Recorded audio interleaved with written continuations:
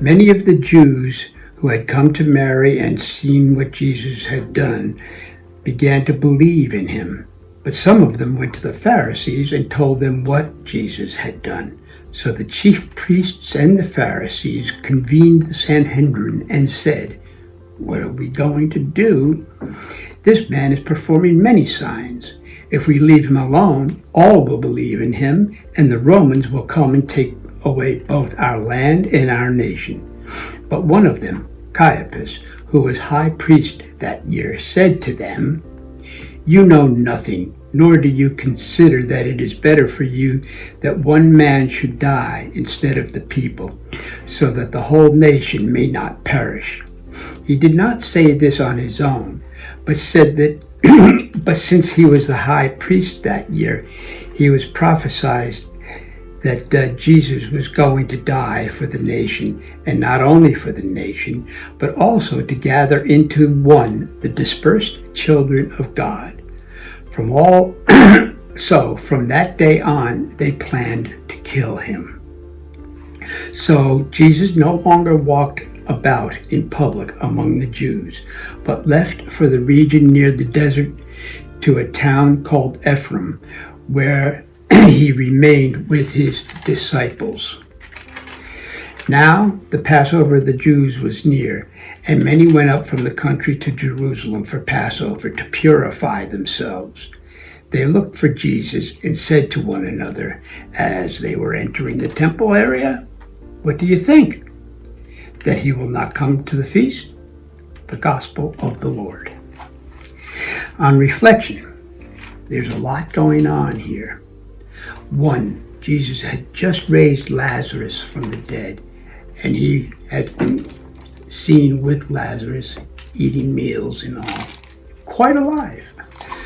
This frightened the priest and the Sanhedrin and the Pharisees. This is the sign, one of the signs that Jesus had just performed. It had a lot of the Jewish people leaving the Sanhedrin and the Pharisees and the priests and everything, going over towards Jesus. It frightened them. They were losing control. They were losing the power. They were afraid that because of this, Rome would come and take over their nation, destroy their temples. However, Caiaphas says, why don't we just sacrifice the one man, Jesus, for the betterment of all our people?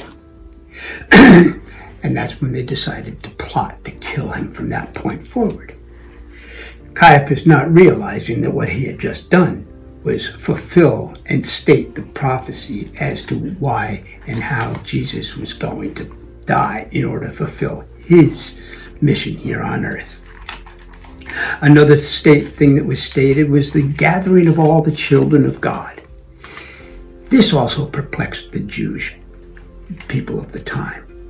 Not just those that were leaving the Jewish standard of faith at that time, but this also now opened up the door and included not just the Jewish people, but the Gentiles as well. This was unheard of, unprecedented, and quite frightening.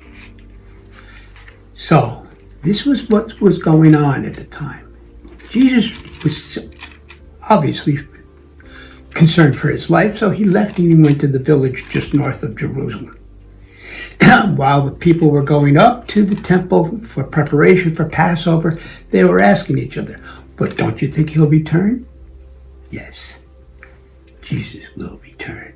He has returned. We know he's returned. Passover did take place.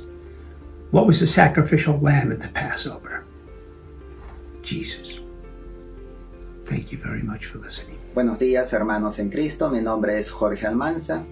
Pertenezco al movimiento de Cursillo de Cristiandad y feligrés de la Parroquia de la Asunción.